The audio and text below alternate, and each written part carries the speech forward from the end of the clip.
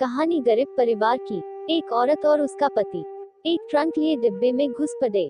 दरवाजे के पास ही औरत तो बैठ गई, पर आदमी चिंतातुर खड़ा था। जानता था कि उसके पास जनरल टिकट है और ये रिजर्वेशन डिब्बा है। टीसी को टिकट दिखाते हुए उसने हाथ जोड़ दिए। टीसी बोला, ये जनरल टिकट है, अगले स्टेशन पर जनरल डिब्बे में चले जाना, वरना 800 की रसीद बनेगी। कहकर टीसी आगे चला गया। पति पत्नी दोनों बेटी को पहला बेटा होने पर उसे देखने जा रहे थे। सेठ ने बड़ी मुश्किल से 2 दिन की छुट्टी और 700 रुपये एडवांस दिए थे। बीबी व लोहे की पेटी के साथ जनरल बोगी में बहुत कोशिश की, पर घुस नहीं पाए थे। लाचार होकर फिर स्लीपर क्लास में आ गए थे। साहब, बीबी और सामान के साथ जनरल डिब्बे में चढ़ नहीं सकते, हम यही कोने में खड़े रहेंगे, बड़ी मेहरबानी होगी। टीसी की ओर 100 का नोट बढ़ाते हुए कहा। टीसी बोला, 100 में कुछ नहीं होता, 800 निकालो वरना उतर जाओ।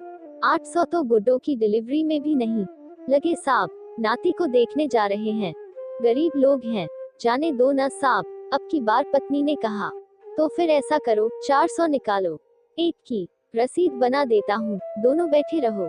ये लो साहब, रसीद रहने दो। 200 रुपये बढ़ाते हुए आदमी बोला, नहीं नहीं, रसीद 2 बनानी ही पड़ेगी, ऊपर से ऑर्डर है, रसीद तो बनेगी ही।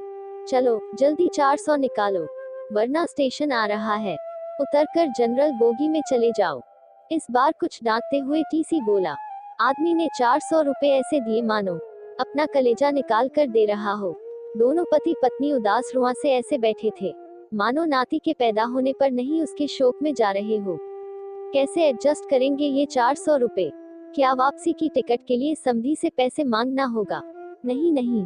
आखिर में पति बोला, 100-150 तो मैं ज्यादा लाया ही था, बेटी के घर पैदल ही चलेंगे, शाम को खाना नहीं खाएंगे, 200 तो एडजस्ट हो गए, और हाँ, आते वक्त पैसेंजर से आएंगे, 100 रुपए बचेंगे। एक दिन जरूर ज्यादा लगेगा, सेठ भी चिल्लाएगा, मगर मुन्ने के लिए सब सह लूंगा, मगर फिर भी ये तो 300 ही हुए। ऐसा करते हैं, नाना नानी की तरफ से जो हम 100 देने वाले थे न, अब दोनों मिलकर 100 देंगे, हम अलग थोड़े ही हैं, हो गए न 400 एडजस्ट। पत्नी के कहा, मगर मुन्ने के कम करना। और पति की आंख छलक पड़ी, मन क्यों भारी करते हो जी, गुड्डो बेटी जब मुन्ना को लेकर घर आएंगी तब 200 ज्यादा दे देंगे।